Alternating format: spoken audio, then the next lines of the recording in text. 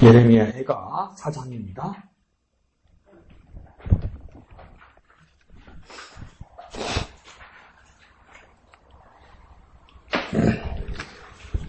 예레미야가 4장 11절에서 22절까지 다 같이 한 음성으로 읽겠습니다. 시작. 여호와께서 그의 분을 내시며 그의 맹렬한 진노를 쏟으시며 시온에 불을 지르사 그 터를 사르셨도다.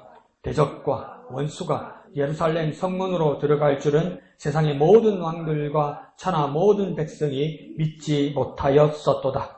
그의 선지자들의 죄들과 제사장들의 죄악들 때문이니 그들이 성읍 안에서 의인들의 피를 흘렸도다. 그들이 거리에서 맹인같이 방황하며 그들의 옷들이 피에 더러워졌으므로 그들이 만질 수 없도다. 사람들이 그들에게 외쳐 이르기를 저리 가라 부정하다 저리 가라 저리 가라 만지지 말라 하였으며 그들이 도망하여 방황할 때에 이방인들이 말하기를 그들이 다시는 여기서 살지 못하리라 하였도다. 여호와께서 노하여 그들을 흩으시고 다시는 돌보지 아니하시리니 그들이 제사장들을 높이지 아니하였으며 장로들을 대접하지 아니하였음이로다. 우리가 헛되이 도움을 바람으로 우리의 눈이 상함이여 우리를 구원하지 못할 나라를 바라보았도다. 그들이 우리의 걸음을 엿보니 우리가 거리마다 다 다닐 수 없으며 우리의 끝이 가깝고 우리의 날들이 다하였으며 우리의 종말이 이르렀도다. 우리를 붙잡는 자들이 하늘의 독수리들보다 빠르며 산 꼭대기까지도 뒤쫓으며 광야에서도 우리를 잡으려고 매복하였도다. 우리의 콧긴 곧 여호와께서 기름 부으신 자가 그들의 함정에 빠졌으며 우리가 그를 가리키며 전에 이르기를 우리가 그의 그늘 아래에서 이방인들 중에 살겠다 하던 자로다. 우스 땅에 사는 딸 에돔아 즐거워하며 기뻐하라. 자니 네게도 이를지니 내가 취하여 벌거벗으리라. 딸 시온아 네 죄악의 형벌이 다 하였으니 주께서 다시는 너로 사로잡혀 가지 아니하게 하시리로다. 딸 에돔아 주께서 네 죄악을 벌하시며 네 허물을 드러내시리로다. 아멘.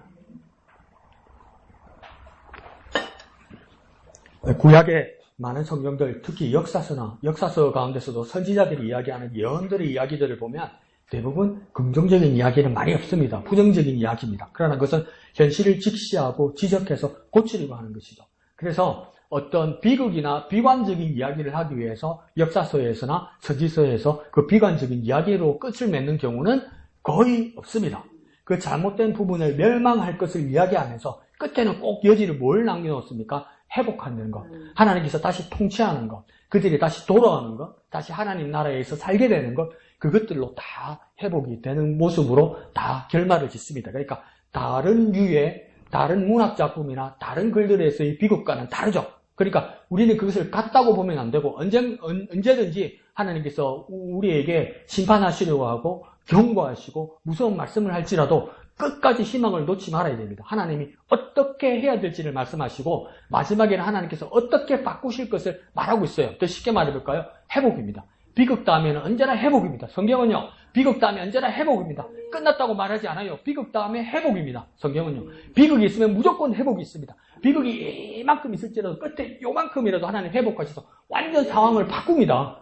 한번 해볼까요? 비극이 있을지라도 회복이 있다. 비극이 있을지라도 회복이 있다. 언제나 하나님은 회복을 약속하십니다. 오늘 마지막 절에서도 회복을 역사하신다고 말씀하는 거죠. 그러면 그 무거운 앞에 있는 모든 말씀을 우리가 감당하고 받아서 바뀌어야 그 회복을 받을 수 있는 자격이 되는 거예요. 마지막에만 나타나는 것이 아니고 그 고난과 어려움, 심판, 형벌 그 부분에서 우리가 회개하여야만 이 회복을 받을 자격이 되는 거예요. 그러니까 그 어려움도 우리가 받아들이고 그 시련 가운데서 훈련받고 연단되는 저와 여러분 되시기를 부탁드립니다. 자, 11절에서는 하나님의 분과 진노를 표현하기를 어떻게 하나님의 분과 진노를 표현했냐면 나 화났다, 내 썩났다 이렇게 끝나는 것이 아니라 11절에 보면요. 시온에다가 곧 예루살렘에다가 불을 지르고 터전을 사르셔서 다 사라지겠다 이렇게 말하는 겁니다. 그러니까 하나님의 분과 진노는 그냥 하시는 말씀으로 끝나는 것이 아니라 하나님의 성전이 있고 이스라엘 백성들이 있는 그곳을 다 불사르고 그 터전까지도 표가 나지 않게 없애버리겠다 이렇게 말씀하시는 거예요. 하나님이 분과 진노를 그렇게 표현하는 겁니다. 그러니까 우리의 삶에서 역으로 세상과 우리 가운데 일어나는 기반과 터전의 사라짐이 하나님의 분과 진노의 표현이 아닌지를 한번 되돌아봐야 되는 겁니다. 아닐 수는 있지만 예기치 않게 일어나는 일들 가운데서 내가 하나님 앞에 바로 서 있는가, 안 그러면 내가 이 세상을 향하여 하나님의 바른 복음과 바른 길을 제시하고 있는가, 이걸 돌아보고 선언할 수 있어야 돼요. 나는 상관없다 이렇게 살면 안 되는 거예요. 온 세상이 권력을 가지고 있는 온 세상과 권력자들이 이제 지금 21세기 유행이 뭡니까? 온 세상의 권력자들이 힘을 가지고 권력을 가지고 있으면 지금 뭐합니까? 뉴스 보십시오. 뭐합니까? 전부 전쟁이에요. 전부. 어떻게 이런 유행을 탈 수가 있습니까? 근데 우리도 전쟁하려고 그래요. 못된 유행을 왜 타려고 그러는 겁니까? 그게 하나님의 분과 진노가 있는지 몰라요. 그럼 우리 어떻게 해야 됩니까? 이래서는 안 되고 하나님께 바로 서야 된다고 우리는 기도해야 되고 바른 말씀을 전할 수 있어야 돼요. 내가 먼저 회개하고 하나님께 바로 설 수 있어야 돼요. 그걸 돌아볼 수 있는 기회가 되었으면 좋겠습니다. 자, 그런데 12절에 보면 백성들 믿음도 그렇고 당시의 대적과 원수들도 어떻게 생각했냐면 예루살렘 안으로는 침공할 수 없다고 생각했어요. 백성들도 예루살렘 백성들도 뭐라고 생각했냐면 감히 예루살렘은 아무도 못 들어온다. 저 다른 곳에 있는 적들도 뭐라냐면 아무리 괴롭히고 아무리 없애려고 그래도 예루살렘 안에는 못 들어온다. 들어오고 나면 다시 쫓겨나온다. 왜? 거기는 절대의 신 여호와가 있기 때문에 우리는 못 이긴다. 항상 그렇게 생각했단 말이에요. 그러니까 그 안에 있는 백성들도 바깥에 있는 사람들도 예루살렘은 침공하지도 못하고 침공받지도 못한다고 생각했어요. 왜요? 여호와 하나님이 거기 계시고 지키시는 줄 알았단 말이에요.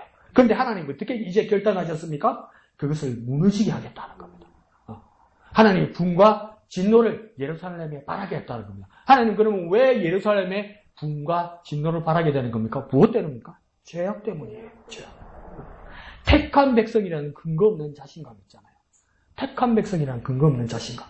그것은 뭡니까? 교만과 착각을 일으킨단 말이에요. 그 교만과 착각을 무너뜨리기 위해서 하나님께서 뭡니까? 분과 진노를 쏟으신단 말이에요. 택한 백성 어디 가겠어요? 이러잖아요. 별별 거 다 봤어요. 그냥 아무 말이라고 하라고 그러니까 전도사 때 목사 때 목사님, 전도사님 나는요 맨정신에는 기도가 안 나와요. 막 부끄럽고 막 하나님 앞에 너무 예의를 갖춰서 하나님 앞에 진실되게 기도가 안 나와요. 그럼 어떻게 기도합니까? 한 잔 딱 마시면 기도가 잘 나와요. 이래요 솔직하게. 근데 속으로 야, 잘 맞으니까 막 소리를 안 해. 그 어떤 사람 또 내 앞에 딱 와가지고 담배 불을 딱 부시면서 에이, 택한 백성 어디 가겠어? 이러고 있어요. 근데 그런 사람들 앞에서 하나님 오늘 예레미야 선지자를 통해서 뭐라고 합니까? 내 분과 진노를 발하여서 너희 죄악 앞에 내 분과 진노를 발하여서 너희들과 확신하는 그 근거 없는 자신감들 다 무너뜨리겠다고 이야기하는 거예요. 너희가 공로로 너희가 예수를 믿은 것도 너희 공로인 것처럼 너희가 따놓은 티켓처럼 그렇게 생각하고 있는데 그거 유효기간 지나게 해버리겠다고 그러는 거예요. 아무 효력 없게 해버리겠다고 이야기하는 거예요. 우리의 구원받은 것 우리의 노력입니까? 우리의 자격입니까? 우리의 공로입니까? 하나님의 은혜잖아요. 하나님께서 해주신 거잖아요. 온전하신 하나님의 은혜고 하나님의 선물이잖아요. 그런데 뭡니까? 내가 한 것처럼. 그래서 나는 내가 지킬 수 있는 것처럼 이야기한단 말이에요. 그때 하나님 예루살렘 백성에게도 뭐라고 합니까? 아니야! 너희가 지키는 게 아니야! 아니야! 너희가 자격증 가진 게 아니야! 아니야! 네가 따고 있는 벨트나 뭡니까? 왕관이 아니야! 그걸 보여주겠다고 말하는 거예요. 그래서 뭡니까? 무너져 버렸다는 거예요. 죄악이 안정과 살롬을 다 무너뜨립니다. 우리에게 죄악이 있으면 우리가 가지고 있는 확신들 다 무너뜨립니다. 우리가 확신이 있으면 어떻게 죄를 지어요? 우리가 거룩하신 하나님 앞에서 예수 이름으로 구원받았다고 하는데 어떻게 죄를 지어요? 죄를 지었으면 예수의 공도 안 믿는다는 뜻이에요, 그게. 어떻게 예수 안 믿는 사람처럼 살아요? 어떻게 똑같이 세상하고 살아요? 어떻게 똑같은 말을 섞어요? 똑같이 춤추고 놀아요. 똑같이 마시고 놀아요. 그럼 뭘 반증하는 겁니까? 예수님의 공로는 내게 아무 효과 없다고 이야기하는 거 아니에요. 그럼 못 받아요, 여러분. 그걸 말씀하시는 겁니다. 13절에는 그 구체적인 죄악상을, 예루살렘의 죄악상을 말합니다. 크게 두 가지입니다. 누구의 죄악이랍니까? 첫 번째, 선지자들의 죄와 두 번째는요, 제사장들의 죄악이라 합니다. 그들이 실제적으로 뭘 했다고 얘기합니까? 의인들의 피를 흘렸다. 그러니까 뭡니까? 의인들을 죽였다. 옳은 사람을 죽였다. 하나님 앞에서 거룩하게 살려는 사람들을 누가 죽였습니까? 선지자들과 제사장들이 죽였습니다. 어떻게 죽였습니까? 억울하게 누명을 씌워서 살해했다는 겁니다. 누가 봐도 괜찮은 사람이에요. 누가 봐도 하나님 앞에 의로운 사람이에요. 근데 누명 씌워서 뒤집이 씌워서 죽였다는 거인데 누가 앞장선 겁니까? 누가 선동한 겁니까? 선지자와 제사장들이 선동했단 말이에요. 그러니까 좀 더 알고, 좀 더 믿고, 좀 더 가르칠 만한 능력이 되는 사람이 시기심도 많고 샘도 많아가지고 뒤집을 씌우고 난 못 살게 군단 말이에요. 이 세상에 난 못 살게 구는 사람들이 누구입니까? 예수 믿는 사람들이 그렇잖아요.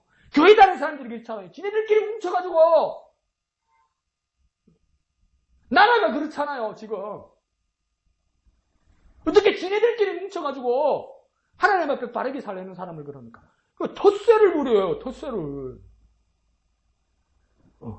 지금 선지자들과 제사장들도 그러고 있는 겁니다. 하나님의 마음과 하나님의 법을 알고 깨닫고 깨우치고 집행해야 할 선지자들과 제사장들이 성읍곧 하나님이 임재하시고 평화와 살롬의 도시인 예루살렘에서 영적 안목은커녕 의인들 곧 경건하고 거룩한 삶을 살아가는 사람들을 죽였다는 겁니다. 오히려 막고 보호해주고 지켜줘야 될 선지와 제사장들이 뭡니까? 살만한 사람들을 자기가 비교되니까 자기가 못하니까 뭡니까? 모함해서 사람을 죽이는 일을 했다는 거예요. 그러니까 시기하지 마세요. 내게 이기심을 가지지 마세요. 이기심을. 내 이기심을 가지면 내가 더 잘되려고 하는 게 힘들면 힘의 경우 뭡니까? 남을 못되게 만들어버려요. 이상해요. 사람의 근성이 그래요. 사람의 근성이 그래요. 제사장들과 선지자도 그랬다는 겁니다. 왜 이런 일이 생겼습니까? 첫 번째, 하나님의 분과 진노를 쌓기 때문에. 계속 하나님의 분과 진노를 쌓기 시작합니다. 그리고 뭡니까? 이게 어떤 일입니까? 선지자와 제사장들이 선지자의 일을, 제사장의 일을 안 했기 때문입니다.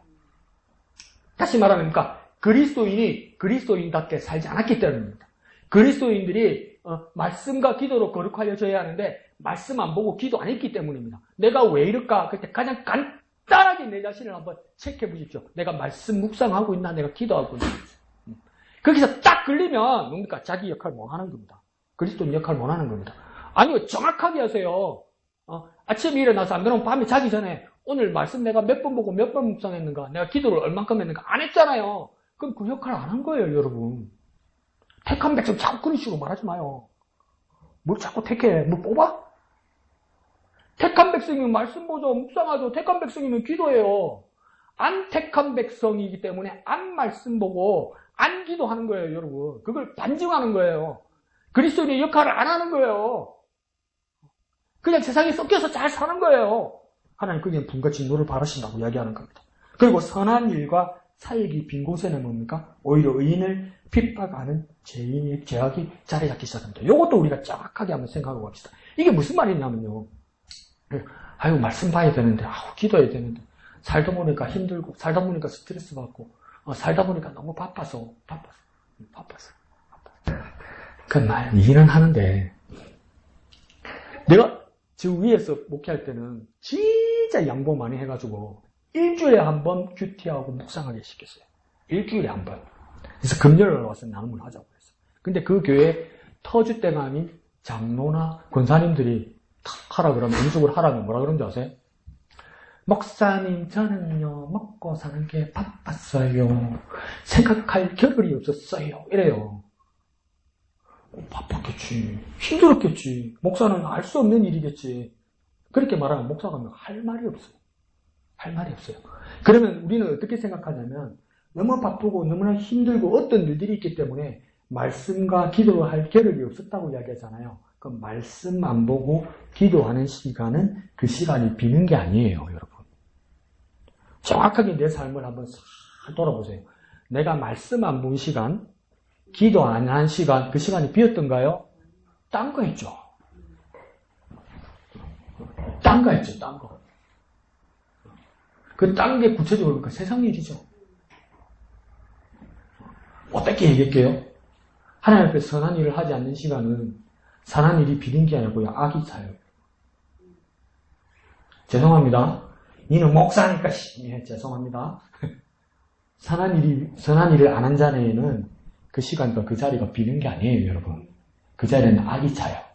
그러니까 뭐든지 들어있어요, 여러분. 내가 말씀 안 보고 내가 기도 안 했을 때 그 자리와 그 시간이 비어있는 시간과 비어있는 자리가 아니에요. 세상 것으로 꽉 차 있어요. 네. 그래서 예루살렘이 멸망했어요, 여러분. 그래서 멸망했어요. 내가 말씀만 보고 내가 하나님의 선한 일을 안 하는 동안은 아무것도 없는 빈 시간이니까 빈자리가 아니라 세상의 악으로 가득 찹니다. 가득. 무서운 일 아닙니까, 이게? 무서운 일 아닙니까? 나 또 그랬어. 대권 백성을 내가 그랬어. 에이씨, 강목사, 에이, 되게 쩌하네. 막 그래 하십시오. 그러니까 우리 어떻게 해야 됩니까? 하나님께 성실하고 신실해야 제약을 이길 수 있어요. 성실하고 신실하셔야 돼요. 하나님이 성실하고 신실하시잖아요. 하나님 쉬시지 않잖아요. 불꽃 같은 눈동자를 우리를 지켜보신다고 이야기하잖아요. 예수님 뭐라고까지 이야기합니까? 아버지께서 일하시니 나도 일한다고 이야기하잖아요. 내 아버지께서 일하시니 나도 일한다고 이야기하잖아요. 하나님 아버지의 성실하신 것, 신실함을 법받아서 예수님이 성실하고 신실하게 하시잖아요. 우리가 그리스도인이라면서요. 그리스도를 닮은 그리스도인이라면서요. 예수 그리스도의 사람이라면서요. 그럼 예수님 닮아서 우리가 성실하고 신실하게 살아야 돼요. 성실하고 신실하게 열심히 부지런히 살아야 돼요. 하나님의 뜻을 따라서요. 하나님의 뜻을 따라서요. 하나님의 선한 일을 따라서요. 성실하고 신실하게 내 삶을 채워야 돼요. 성실하고 신실하게 살아야 합니까? 그 죄악을 이길 수 있습니다. 그 죄악을 몰아내고 밀어낼 수 있어요, 여러분. 여기에 그냥 있으면 죄악이 가득 찬단 말이에요. 그런데 내가 말씀과 기도로 성실하고 신실해야 여기 있는 죄악을 밀어내고 여기에 뭡니까? 하나님의 선함이 찬단 말이에요. 가만히 냅두면 여기 비어있지 않아요. 공복 상태가 안 돼요. 죄악이 가득 찬단 말이에요. 그러니까 성실하고 신실해야 죄악을 이길 수 있습니다. 한번 볼까요? 성실하고 신실해야 죄악을 이길 수 있습니다. 성실하고 신실해야 죄악을 이길 수 있습니다. 여자니까 부끄러우니까 집에 가서나 해보십시오. 배를 좀 성실하고 신실해야 죄악을 이길 수 있다. 성실하고 신실하게 여기를 가득 채워야 네 속에 있는 죄악을 다 밀어내고 쏟아내고 다 쫓아낼 수 있다. 그렇게 성실하고 신실하게 살아가는 저와 여러분 되시길 부탁드립니다. 한번 볼까요? 성실하고 신실하게 그렇게 가득 하나님의 선하심으로 채우는 저와 여러분 되시길 부탁드립니다. 자, 16절에서는 여호와께서 노하시고 그들을 흩으시고 다시는 돌아보지 아니하시리니 그들이 제사장들을 높이지 아니하였으며 장로들을 대접하지 아니하였음이로다 이러잖아요. 그럼 오늘 16절에 나오는 제사장들과 장로들은 누굴까요? 13절에 나오는 악한 선지자들과 악한 제사장들과는 다른 사람 같습니다. 그러니까 이 모든 무리들 중에 그때 목사님한테 혼난 그 후배 있었다고 했잖아요. 진신놈일 때. 집단에는 막 의기가 있고 막 어렵다고 생각했겠죠. 근데 자꾸 막 우리 목사님한테 가지고 그때 형 그랬다든가 선배님 그랬다든가 형 선배님 대한민국 교회가 이렇게 부패하고 썩어서 어떡하겠습니까? 대한민국 교회에 희망이 있습니까? 소망이 있습니까? 이게 다 부패하고 썩었고 그러니까 목사님이 홍구멍을 냈다 그러잖아요. 어떻게 다 부패하고 다 썩었겠느냐 하는 말씀이 있는데 어떻게 니는 다 썩은 것만 보고 다 부패한 것만 보느냐. 하나님이 살아계신데 하나님의 뜻을 품은 사람이 왜 없고 네가 하나님의 뜻을 품은 사람이 왜 되지 못하고 너도 똑같이 비판하면서 똑같이 썩어가는 사람이면서 선배로서 진짜 혼내셨다고 그러잖아요. 바로 잡으셨다고 그러잖아요. 여기도 뭡니까? 13절 말씀을 보면 모든 선지장과 제사장들입니까? 다 부패하고 아무것도 없는 것 같은데 13절에 보니까 제사장들과 이 장로들은 누구입니까? 올바른 제사장들과 의로운 장로들이라는 말이에요. 그 중에도 의로운 선생이 있었고 바로 가르치는 선생이 있었다는 거예요. 근데 어떤 일을 당했습니까? 이 사람들이 나쁜 그들이 올바르지 못한 대적, 왜곡, 조롱, 인격 모독, 나중에 어떻게 됩니까? 살인까지 했다는 거예요. 이걸 못 빠져요, 여러분. 신실하고 성실하게 사는 사람이니까 칭송하는 것보다도 뭡니까? 신실하고 성실하게 사는 사람들을 가만 안 내버려둬요, 여러분. 가만 안 내버려둬요. 죄송합니다. 뭔가 배알이 꼴려요. 뭐 이상해져요. 뭔가 꼴보기 싫어요, 뭐가. 그러니까 하나님의 뜻을 따르지 않으면 교회 안에서 뭡니까? 아이고 잘났다. 이거 되게 신실한 척하는 이런 마음이 든단 말이에요. 그런 일을 지금 뭡니까? 의로운 제사장들과 장로들이 그 일을 당했다는 겁니다. 그러니까 뭡니까? 그들이 누굴까? 교회 안에 있는 공동체 안에 있는 어떤 사람일 수도 있는데 더 비참하게 우리가 보면 구체적으로 그들은 누구냐면 13절에 나오는 잘못된 선지자들과 제사장들이 그랬을 수 있어요. 왜 그랬겠습니까? 선지자들과 제사장이라는 권력을 가지고 있으니까. 권력을 뺏길 것 같거든. 잘못된 선지자들과 제사장들이 13절에 잘못된 선지자들과 제사장들이 16절에 올바른 제사장들과 장로들을 보니까 뭡니까? 자기 자리가 뺏길 것 같거든요. 자기 자리를 지키기 위해서 어떻게 하는 겁니까? 모함하고 죽이는 거야. 자기 자리 지키려고. 자기 목숨도 아니야. 자기 건강도 아니야. 자리를 지키려고, 자기 권력을 지키려고 이 사람의 권력을 뺏는 게 아니고요. 이 사람을 죽인다고요. 목숨을 뺏는다고요. 정말 비정한 세상입니다. 정말 비열한 세상입니다. 이 비정하고 비열한 세상에 누가 살고 있는 것 같습니까? 마귀가 살아요, 여러분. 마귀이기 때문에 그러는 거야. 근데 어떻게 교회에 마귀의 논리를 가지고 들어옵니까? 안 돼요. 정신 못 차리면 교회에도 뭡니까? 마귀의 논리가, 마귀의 방법을 가지고 왔습니까? 남 모함하고, 남 괴롭히고, 남 쫓아내고 그럽니다. 이런 비참한 일들이 있었다. 그런데 하나님께서 뭡니까? 그런 사람들을, 그 외면하는 사람들에게 16절에 어떻게 하신다고 합니까? 흩으시고 다시는 돌아보지 않으시며 영원히 외면하신다고 합니다. 자리는 지켰어요.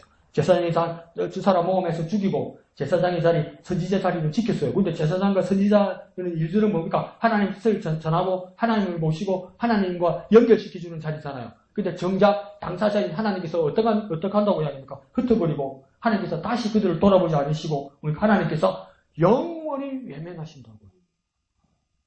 자리 지키면 뭐해? 하나님 안 오시는데.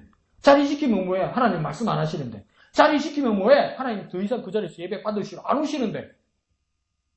자리가 무슨 의미가 있어요, 여러분? 완장이 무슨 의미가 있어요? 명찰이 무슨 의미가 있어요, 여러분? 인생에서 가장 두려운 일이 그럼 뭡니까? 하나님의 외면입니다. 하나님의 외면. 내가 여전히 목사고, 내가 여전히 집사고, 내가 여전히 교회의 헌신자인데 그 자리는 여전히 찍혀 있는데 그 자리에 하나님 안 오시고 하나님께서 외면하시는 그게 인생에서 가장 슬픈 일입니다.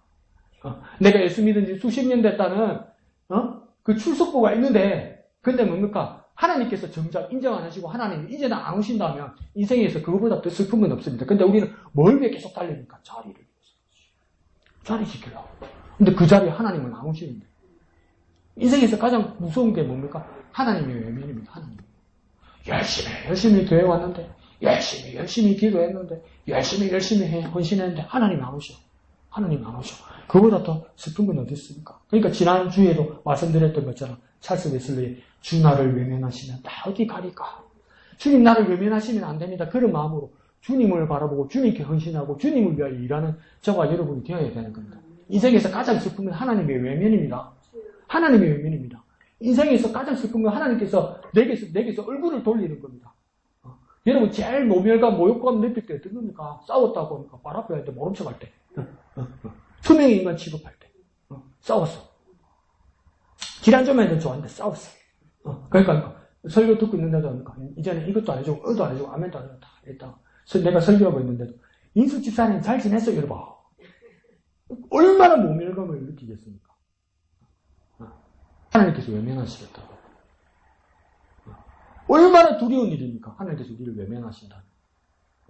그런 일들이 일어났다는 겁니다. 인생에서 가장 두려운 일은 하나님의 외면받는 겁니다. 그래 우리 항상 어떻게 됩니까? 하나님의 얼굴을 구해야 됩니다. 하나님의 얼굴을 구한다는 말은 뭡니까? 하나님만 바라보는 거. 하나님이 이렇게 가면 이렇게 떠나가고 하나님이 이렇게 가면 이렇게 떠나가고 그 테니스장이나 탁구장 가 보십시오. 이게 치기 전에는 계속 원하다가 이제 서로 공이 왔다 갔다 하고 랠리 될 때는 모든 관중들이 조용하잖아요. 그 CF 광고도 있었죠. TV 광고. 어떻게 하대요? 관중들이 지금 공이 오는 거 보고 안도 자기도 모르게 모든 사람이잖아요. 이렇게 공 가는 거 보고 있잖아. 공 가는 거. 그 뭡니까? 공을 구하는 거죠. 그 사람, 관중들이. 공에 집중하는 거죠. 공이 가는 거. 우리가 하나님 얼굴을 구한다는 건 뭡니까? 하나님 여기 가시면 하나님 여기 보고, 하나님 저기 가시면 하나님 보고, 내 마음이 뜨거우면 하나님 여기 계시는 거 열어보는 거. 하나님 얼굴을 구하는 사람 말이에요. 그렇게 하나님의 얼굴을 구하는 저와 여러분 되시기를 부탁드립니다. 한번 해볼까요? 하나님의 얼굴을 구합니다. 하나님의 얼굴을 구합니다. 하나님의 얼굴을 구합니다. 항상 내 마음에 주님, 내가 하나님의 얼굴을 구합니다. 주님, 내가 하나님의 얼굴을 구합니다. 이렇게 하나님만을 바라보는 저와 여러분 되시기를 부탁드립니다. 그러면 이들이 왜 이렇게까지 이스라엘 백성들을 삐뚤어졌을까요? 17절에서 20절까지 이들은 어떤 일들을 하고 있었냐면 세 가지로 제가 한번 정리해 볼게요. 헛된 신뢰, 헛된 도주, 헛된 희망을 했단 말이에요. 첫 번째는요, 헛된 신뢰, 두 번째는요, 헛된 도주, 세 번째는요, 헛된 희망을 품었어요. 헛된 신뢰, 헛된 도주, 헛된 희망을 품었어요. 17절에 보면 어떤 모습이 있습니까? 우리가 헛되이 도움을 바람으로 우리 눈에 상하며 우리를 구원하지 못할 나라를 바라보았다. 이 나라가 누구입니까? 구체적으로 그 역사에 있어서 애굽입니다. 애굽. 바벨론의 위기 속에서 애굽에게 도와달라고 하면 애굽이라는 나라의 편을 들면 나는 살 수 있을 거라고 생각했던 거예요. 근데 그 나라는 이스라엘을 구원하지 못했습니다. 왜요? 바벨론이 이겼으니까요. 그러니까 애굽은 뭡니까? 헛된 신뢰란 말이에요. 헛된 신뢰. 헛되게 신뢰했단 말이에요. 그러면 바벨론을 신뢰했으면 되나요? 예레미야도 그렇게 말을 했죠. 그러니까 바벨론을 신뢰하는 근거는 뭡니까? 하나님 말씀이기 때문에 바벨론을 신뢰하는 거예요. 그러니까 우리는 근본적으로 뭘 신뢰하는 겁니까? 하나님의 말씀을 신뢰해야 되는 거예요. 그러니까 헛된 신뢰는 애굽이고 참된 신뢰는 뭡니까? 하나님의 말씀이에요. 하나님의 말씀. 근데 이들은 뭡니까? 17절에 헛된 신뢰를 했습니다. 헛된 나라의 신뢰를 했습니다. 그 나라는 애굽이었습니다. 그러면서 19절에 이스라엘 백성들이 이제 어떡합니까? 도망갑니다. 막 도망갑니다. 그래서 19절에 어떡합니까? 우리를 뒤쫓는 자들이 하늘의 독수리들보다 빠르며 산꼭대기까지 뒤쫓으며 강야에서 우리를 잡으려고 매복하도다 이러잖아요. 도망을 갔어요. 도망갔는데 무엇보다 빠르다고요? 독수리보다 빠르다고 이야기하잖아요. 그러니까 막 이 땅에 매 같은 경우에는 뭐 시력이 2.0 이상인 것 같다고 그러죠. 그러니까 쫙 꼭대기에서도 그러니까 먹잇감이 보이는 거예요. 들쥐나 다람쥐 같은 게 보이는 거예요. 산토끼 같은 게 보이는 거예요.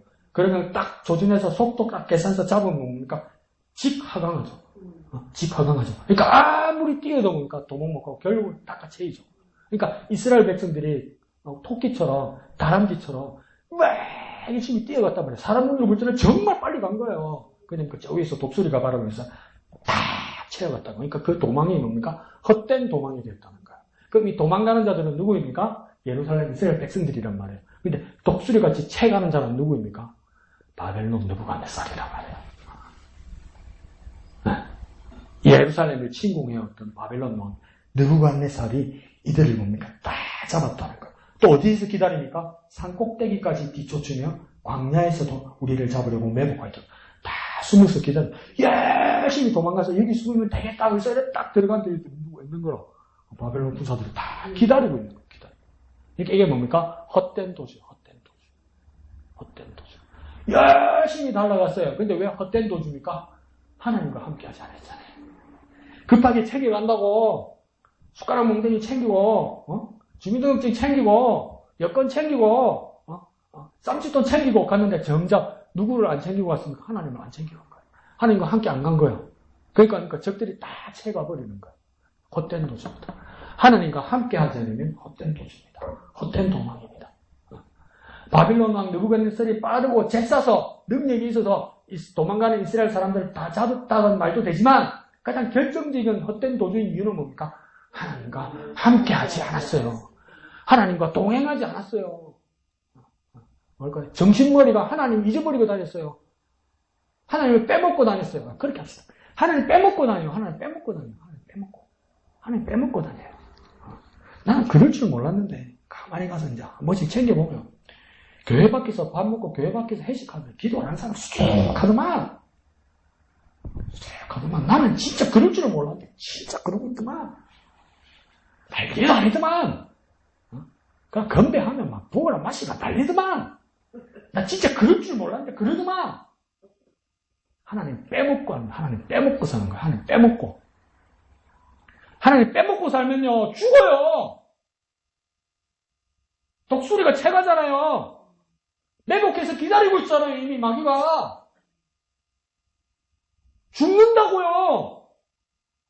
물고 간다고요. 여러분 마귀가 아니 죽는다고요. 물려가 죽는데 이럴 겁니까? 도저히인가요? 왜? 하나님과 함께 하지 않기 때문에. 항상 하나님을 의식하고 하나님과 함께하고 하나님을 빼먹지 않는 저와 여러분 되시길 부탁드립니다. 자, 20절에는 뭡니까? 우리의 콧김, 곧 여호와께서 기름 부으신 자. 그가 뭔가 헛되이 되었다. 이렇게 해요. 그러니까 콧김, 그러니까 그 지난주에 보면 콧김은 뭔가 하나님의 분노, 진노 이런 표현이 있지만 여기서 콧김은 하나님의 분노, 진노의 표현이 아니라 곧 이러죠. 여호와께서 기름 부으신 자 이러잖아요. 여호와께서 기름 부으신 자니까 우리가 어줍지 않게 또 신약 성경을 바로 팍 가버리면 누구랍니까? 그리스도, 예수, 메시아 이러잖아요. 그 이야기 아닙니다. 자, 기름 부은 자는 임명하는 자잖아요. 그러니까 이 시대에 임명받는 사람 누구 있습니까? 제사장도 있을 거고, 선지자도 있을 거고, 왕도 있을 거 아니에요. 그럼 여기서 우리의 곡긴 여호와의 기름 부으신 자는 뭐냐면 이 마지막 시드기야를 말하는 겁니다. 유다의 마지막 시드기야에게 희망을 가졌는데 어떻게 합니까? 백성을 배반하고 도망가다가 죽잖아요. 그러니까 어디에 걸은 겁니까? 헛된 희망을 걸은 거예요. 헛된 희망을. 헛된 희망을. 이 사람이 우리를 도와주고 이 사람과 함께하면 우리가 살 거라고 헛된 희망을 가진 거예요. 헛된 희망. 이 사람이 우리의 영도자라고, 이 사람이 우리의 지도자라고, 이 목사님 잘 붙어 있으면, 이 선생님과 잘 붙어 있으면, 이 집사님 기도에 붙어 있으면 난 살 거라고. 나는 우리 집사님이 기도 많이 해주기 때문에, 나는 우리 아버지가 기도 많이 해주기 때문에 1년에 한두 번만 교회 가면 된다. 어떤 분은 그런다잖아요. 남편 보고 교회 갑시다. 예수 믿읍시다. 그러니까 괜찮습니다. 왜요? 우리 마누라가 매일 새벽기도 간다서 저는 괜찮습니다. 그런데 당신은 새벽기도 안 가잖아요. 괜찮습니다. 우리 마누라가 하늘로 올라갈 때 그 양말 딱 잡고 있으면 딸려 올라갑니다. 나는 그 힘을 받고 있습니다. 그러니까 목사님 그랬더니 양말 쏙 벗겨집니다. 헛된 희망을 품고 있는 거예요.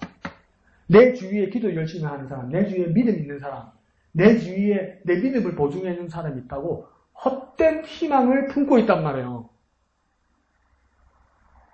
우리의 유일한 소망이 누구십니까? 예수님입니다. 예수님. 우리의 소망이 목사도 아니고 우리의 소망이 우리 집사님도 아니고 우리의 소망이 우리 아버지 우리 어머니도 아니란 말이에요. 그 발 붙들어봤자 신발 벗겨지고 양말 벗겨진단 말이에요. 양말만 잡고 있단 말이에요. 이 땅에서. 아무리 믿음 좋은 사람 붙들고 있어도 사람 붙들면 땅에 떨어집니다. 사람 붙들면 날아가지 못합니다. 땅에 떨어집니다. 유일한 소망이신 예수님을 붙들어야 됩니다. 그래서 헛된 희망을 버리고 유일한 소망이신 예수를 바라보는 저와 여러분 되시기를 부탁드립니다. 자, 그러면서 21절, 22절에 급하게 급반전이 이랬는데 뭐 설명을 쫙 하고 나서 뭐가 이렇게 된다 이래야 되는데 예레미야도 얼마나 마음이 급했는지 급반전이 21절, 22절에 일어납니다. 21절에 보니까 에돔은 벌거벗도록 치욕을 당할 것이다. 뭐냐면 에돔이 어떤 사람이냐면 그래 썩 남은 아니고 에서의 우선이라서 야곱의 형이고 그래서 요단강 오른쪽에 살았단 말이에요. 근데 예루살렘 이스라엘이 멸망할 때 누구 편을 듭니까? 바벨론 편을 듭니다. 그래서 같이 약탈하러 옵니다. 예루살렘 멸망하고 동생 나라가 멸망하는데 막 좋아했습니다. 그러니까 지금 예레미야가 얼마나 똑하게 말합니까? 실컷 즐기라. 실컷 놀아라. 네 죽을 때 다 됐다. 이렇게 말해요. 네 기회 될 때 마음껏 놀아라. 마음껏 부어라. 마음껏 마시라. 마음껏 한번 피봐라. 니 다 돼간다, 이제. 말 똑하게 하죠, 예레미야도. 그러면서 그러니까 상황이 바뀔 것이다. 22절에 보니까 시온, 예루살렘 하나님의 백성들은 주께서 다시는 너로 잡혀가지 아니하게 하시리로다. 이 무슨 말입니까? 집으로 다시 돌아간다 이 말이에요. 고향으로 다시 돌아오게 하시고 영원히 지켜주시겠다 이렇게 얘기하는 거예요. 다시 우리도 뭡니까? 돌아가셨다. 우리도 하나님 나라로 돌아간다잖아요. 영원한 하나님 나라로 주님께서 이끄실 그날로 회복의 날로 주님께서 우리를 붙들고 이끌어 가실 거라고 이야기하는 거예요. 아무리 고통스럽고 아무리 두렵고 아무리 헛된 것들에게 이렇게 붙들려 있었어도 우리가 바른 소망을 가지고 바른 희망을 가지고 바른 신뢰를 가지고 주님만을 볼 때 주님의 능력으로 이끄심을 받을 때 우리는 본향으로 돌아가는 그날이 분명히 올 것이다. 이렇게 끝나지 않을 것이다. 회복될 것이다. 다시 원상복구될 것이다. 그걸 말하는 겁니다. 언제 이게 가능합니까? 헛된 신뢰, 헛된 도주, 헛된 희망을 버리고 주께서 하시는 은혜를 입을 때만 가능한 겁니다. 그러니 우리 어떻게 고백해야 됩니까? 주님만이 희망이시고 주님만이 회복시키시고 주님만이 영원하십니다. 다른 거 다 잊어버려도 이거 알 수 있지 않습니까? 주님만이 영원하시다. 영원하시다. 주님만 이거는 우리 확신이 서지 않습니까? 뭐 진짜 괜찮은 거 그냥 갑자기 상황이 바뀌잖아요. 갑자기 상황이 바뀌잖아요. 그럼 여러분 스마트폰 보고 TV 보니까 봤죠? 그 영화배우 김수미 씨 오늘 돌아가셨잖아요. 갑자기 75세 심장마비로 그냥 돌아가셨어요. 어제까지 잘 지내다가 갑자기 근데 그분이 연기했던 거 TV에 나왔던 거 계속 나오겠죠. TV에 나오겠죠. 그렇죠? 그렇지만 우리 그걸 거리를 보면서 뭐래? 영원하지 못하구나. 사람의 삶이 영원하지 못하구나. 내 삶도 영원하지 못하구나. 그러면 비교되게 영원하신 하나님이 이렇게 떠오르지 않습니까? 여러분 마음에? 언니나 그러나 이러지 말고 나는 그럴 때 그럴수록 내 삶이 불안하고 두려운 건 있어요. 나도 언제 무슨 일이 있을지 모르니까. 그렇지 뭡니까? 이것 때문에 뭐가 크게 부각이 확 되냐면 하나님만이 영원하시구나. 더 확실하고 더 뚜렷해지는구나. 하나님만이 영원하시구나. 그러니까 헛된 신뢰, 헛된 노조, 헛된 희망을 버리고 영원하신 하나님만 붙들면 나도 영원해진단 말이야. 근데 헛된 것들, 지나가는 것들, 변하는 것들, 바뀌는 것들, 썩는 것들, 끊어지는 것들 붙들고 있으니까 같이 끊어지고 같이 썩고 같이 망한단 말이에요. 같이 떨어진단 말이에요. 근데 영원하신 하나님을 소망하고 영원하신 하나님 얼굴을 보고 영원하신 하나님과 함께하면 영원하신 하나님 때문에 내가 영원해진단 말이에요. 이거보다 더 확실한 게 어디 있어요? 그래 잊지 마시다. 영원하신 하나님, 헛된 세상 버리고 헛된 세상 포기하고 영원하신 하나님만 내가 바라봅니다. 영원하신 하나님을 내가 붙듭니다. 영원하신 하나님을 구합니다. 그렇게 믿음으로 구하는 저와 여러분 되시기를 부탁드립니다. 한번 해볼까요? 영원하신 하나님, 영원하신 하나님. 자, 한번 똑같이 해볼까요? 영원하신 하나님, 영원하신 하나님. 그 영원하신 하나님을 붙들고 영원 가운데 살아가는 저와 여러분 되시기를 부탁드립니다. 이 시간 기도할 때 영원하신 하나님, 영원하신 하나님, 영원하신 하나님을 붙듭니다. 헛된 신뢰, 헛된 도주, 헛된 희망을 버리고 영원하신 하나님을 붙듭니다. 우리와 함께하여 주시옵소서. 이 시간 주님의 이름 크게 한번 부르고 다 같이 기도합니다. 주여! 영원하신 하나님, 영원하신 하나님, 영원하신 하나님을 붙듭니다. 영원하신 하나님을 붙듭니다. 영원하신 하나님의 얼굴을 보합니다. 영원하신 하나님만 바라봅니다. 세상에 헛된 희망, 헛된 도주, 헛된 신뢰를 버리고 영원하신 하나님, 영원하신 하나님, 변함없으신 하나님, 하나님만을 붙듭니다. 하나님만을 붙듭니다. 영원하신 하나님, 우리와 함께하여 주옵소서. 영원하신 하나님, 하나님의 얼굴을 구합니다. 우리 소망이신 하나님, 하나님의 얼굴을 구합니다. 우리와 함께하여 주시옵소서. 거룩하신 아버지 하나님, 은혜를 감사합니다. 우리가 헛된 신뢰를 버립니다. 헛된 도주를 포기합니다. 헛된 희망을 벗어버립니다. 영원하신 하나님, 영원하신 하나님, 영원하신 하나님만 바라봅니다. 영원하신 하나님 얼굴만 구합니다. 영원하신 하나님만 소원합니다. 우리를 이끌어 주시옵소서. 우리를 인도하여 주옵소서. 우리와 함께하여 주셔서 우리가 하나님을 닮아 영원하게 하여 주옵소서. 하나님의 영원을 누리게 하여 주옵소서. 하나님의 영원하심을 누리는 우리가 되게 은혜 베풀어 주시옵소서. 모든 것을 감사드리며 거룩하신 예수님의 이름으로 기도하옵나이다. 아멘. 하늘에 계신 우리 아버지의 이름을 거룩하게 하시며 아버지의 나라가 오게 하시며 아버지의 뜻이 하늘에서와 같이 땅에서도 이루어지게 하소서.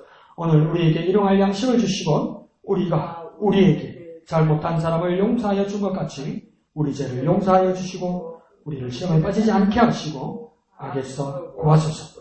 나라와 권능과 영광이 영원히 아버지의 것입니다. 아멘. 주님 감사합니다. 주님 홀로 영광과